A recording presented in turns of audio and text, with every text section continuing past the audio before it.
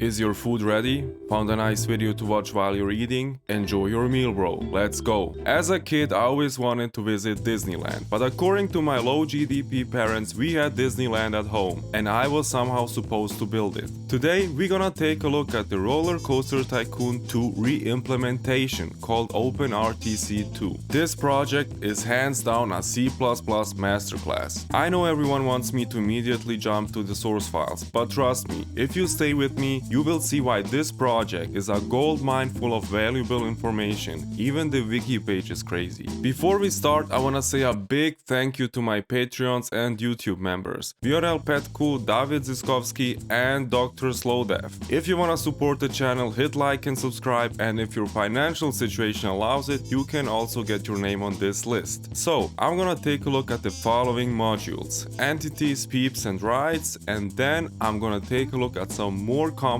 code sections which are done by some senior C++ engineers, and I'm not even joking. Okay, so let's start. The original game was developed by Chris Sawyer in assembly, so this makes everything about this project even more crazy. This is a re-implementation. Now in the past I reviewed some original source code and some reverse engineered code bases, decompilations, and so on, but this is a re-implementation. So what does that mean? Someone, in this case something like 600 people, re-implemented the whole thing in a different language, and that's something me and you will never do, just like having a normal sleeping schedule. To give you a better picture on how good this project is, we can take a look at their website. I mean, even this looks so damn cool. Let's go to the development wiki.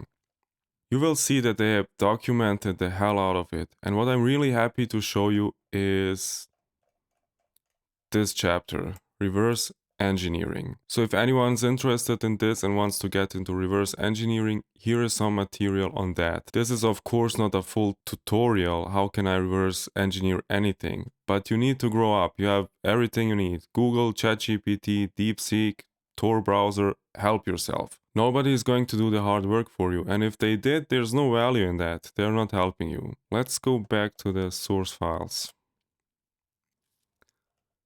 Now, having 600 software engineers work on something is crazy. Of course, some contribute more, some less, but still, I can't even get 2 people to go to the gym with me, and I'm one of them. I clicked around this repo and it is so pleasant to read. It just shows how much I am traumatized from non-documented legacy code that's like 30 years old, and my job is to refactor everything by Friday.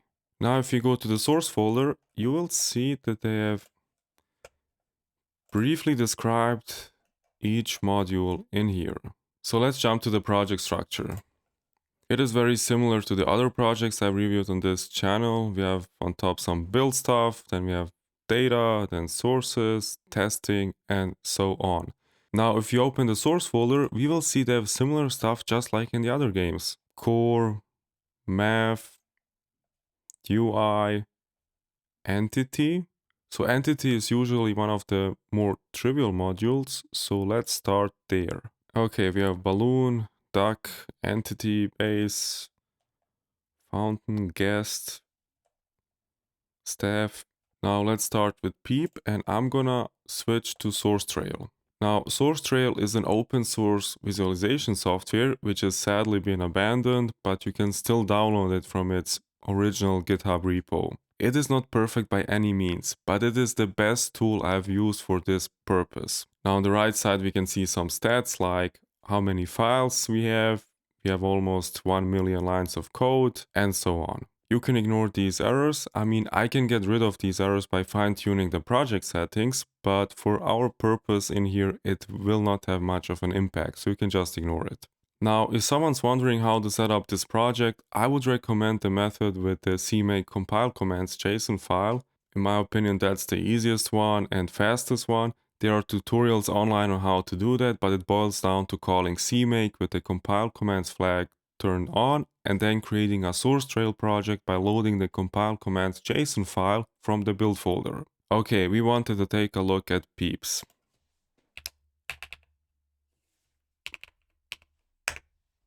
Okay, so first let's hide the code window and let's minimize this. So what we can already see is this peep.h includes the files on the right side, and everything on the left side is including peep.h. So I guess if there is a peep class or struct, it probably inherits from entity base. And then from the left side, if you take a look, we have stuff like guest and staff. And I guess if there's a staff and guest class, they inherit from peep. Now the question is, how is peep.h structured? And if I take a look here, I don't see any classes, but I see a bunch of enums and structs. So let's jump to the code and take a look.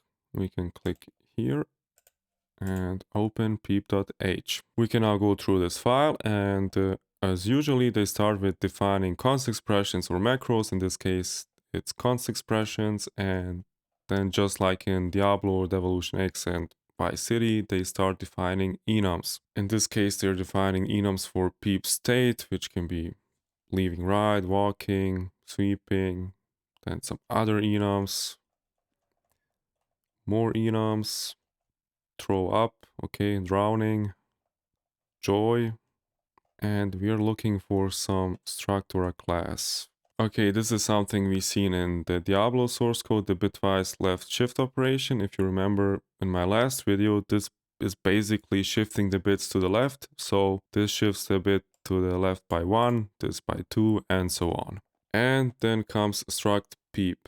So they're using structs and not classes. Struct peep inherits from entity base. So as you know, the difference between classes and structs is the default member access. If not specified, class members default to private members, and for structs they default to public members. And just like classes, you can inherit from other structs. And now before I go to entity base, here is something that we haven't seen in our last video, and that's union. So a union in C++ is a data structure that allows storing different data types but in the same memory location. So all these members share the same memory. This means that only one member can hold a value at a time, but the union can be used to store different types of data, just like in this case. So you can use it when you need to handle multiple types, but only one type is needed at any given time. Okay, now let's go to entity base.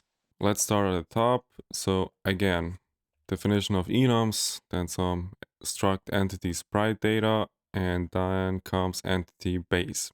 Entity base defines some coordinates, I guess, sprite data, ID, type, but what I'm looking for is this, templates. Now templates are a C++ generic programming paradigm. So they allow you to write generic code without specifying the type, and then the compiler generates the actual code based on the type. Templates come with a lot of other benefits, like, code reusability is an obvious one, but also type safety and performance, since the code is optimized by the compiler during the compile time, and therefore it has minimal runtime overhead.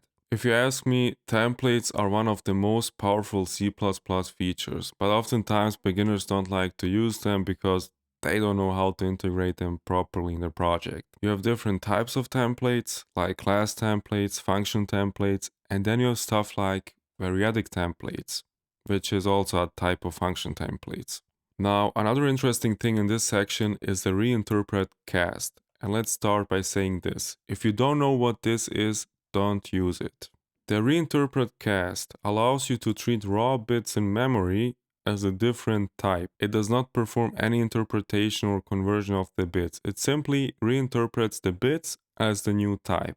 So potentially resulting in a different representation or behavior based on how the new type is structured. In order to better understand what I mean by this, we can take a look at an example with, let's say, an integer and a float. To make the example easier to understand, I'm going to write this in pseudocode, okay? So let's say we have a float with the value of 1.0, and we want to do a reinterpret cast. Now, anyone who's not a Python developer or a prompt engineer knows that a float, if you assume it's 32 bits long, has 3, let's call them sections.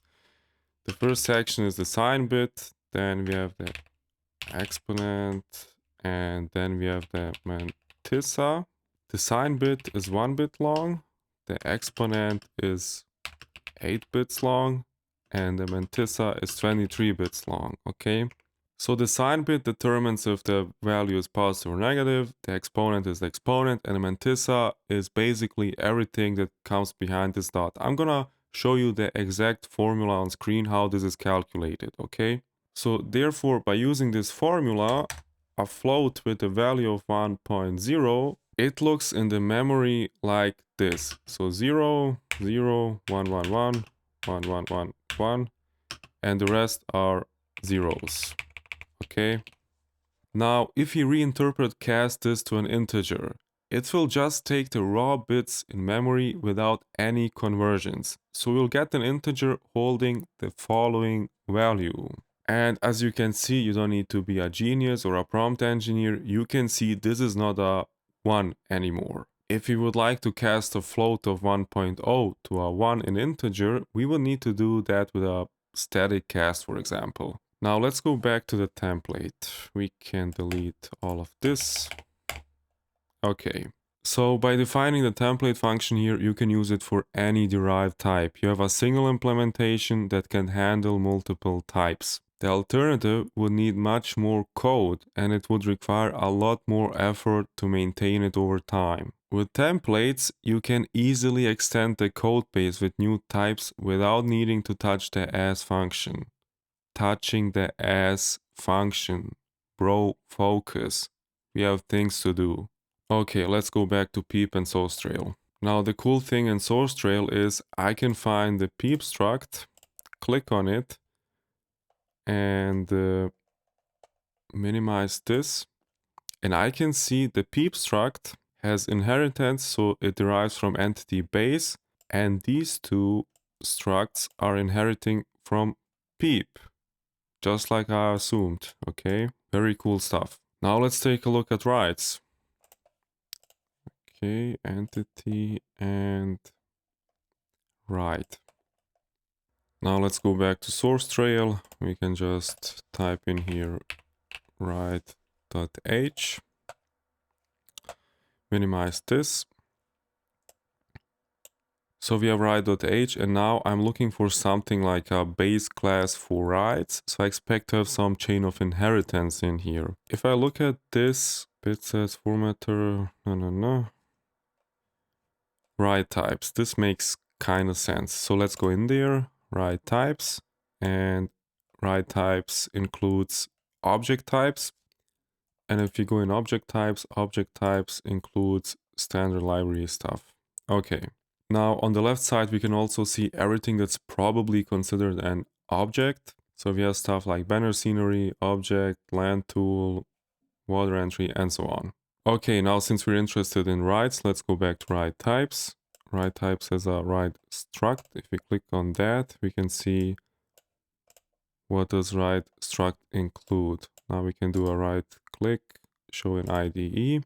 And now in VS Code, it shows us the exact location where it is. So the write struct has members like ID, number of stations, num trains, max trains, and so on. Now let's take a look what else does this file include. Some const expressions, struct write station, okay. Struct write measurement. Now what I would like to ask the developers is why is write measurement a separate struct and why they couldn't include it in the write struct. Same goes for station. And I believe there's a good reason for that. Okay, enum class write classification, write shop or stall, kiosk or facility. Okay, this shows that writes are not only writes but also shops and other stuff. Now let's go back to Sourcetrail and write.h. Okay. I'm really curious if shops and stalls are also writes. How is this even structured? Okay.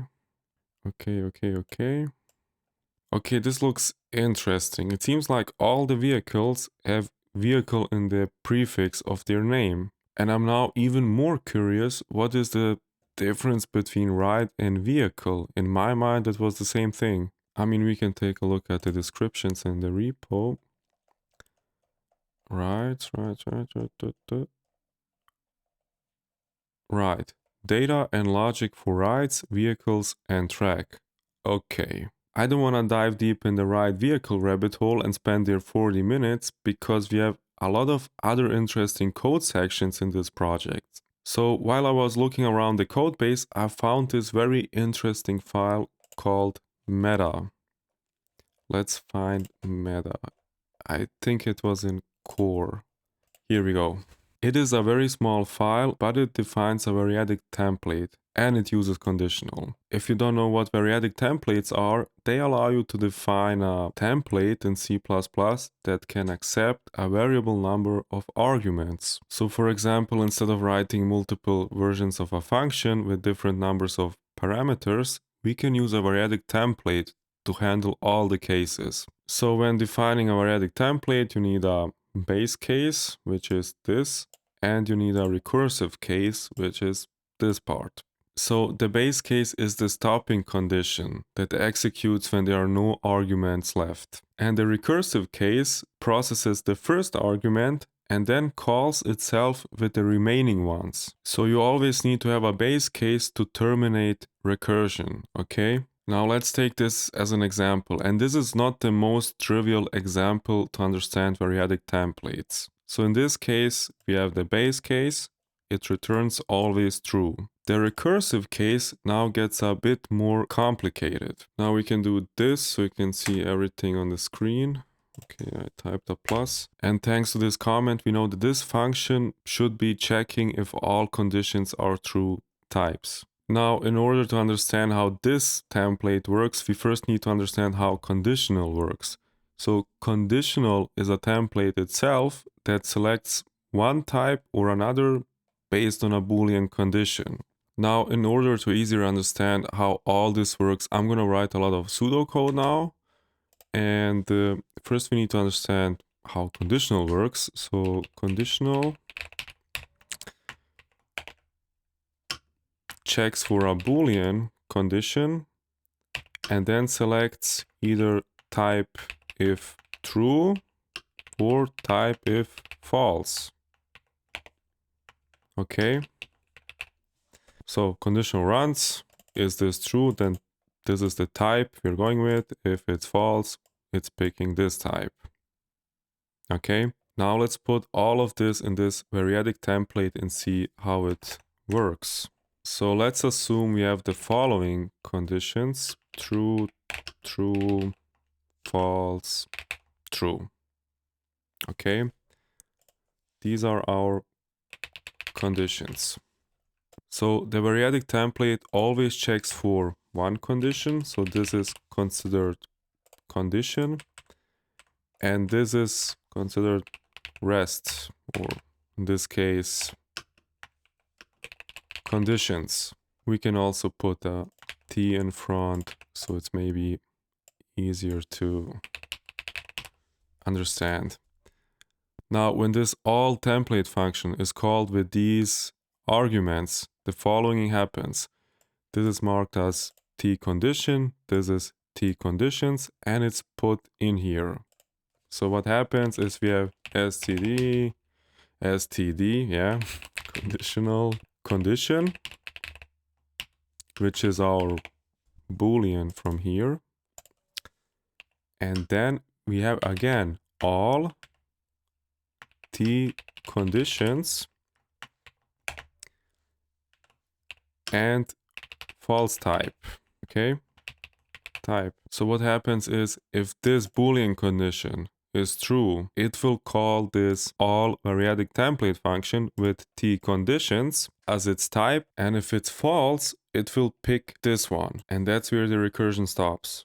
Okay, therefore in the first step it would look like this: std conditional true, then we have all, and in all we have true, false, true, and then we have false type. Now, since condition is true, it will pick this and then run it basically again. So we can do this again. It looks like this. True, true, false, true. Okay, this is the first step. Step 1. Step 2. Step 3 will have false and true. And when it comes to the last step, it will have the boolean false. Therefore, it will pick this false type and the recursion will end. So no more recursive expansion happens.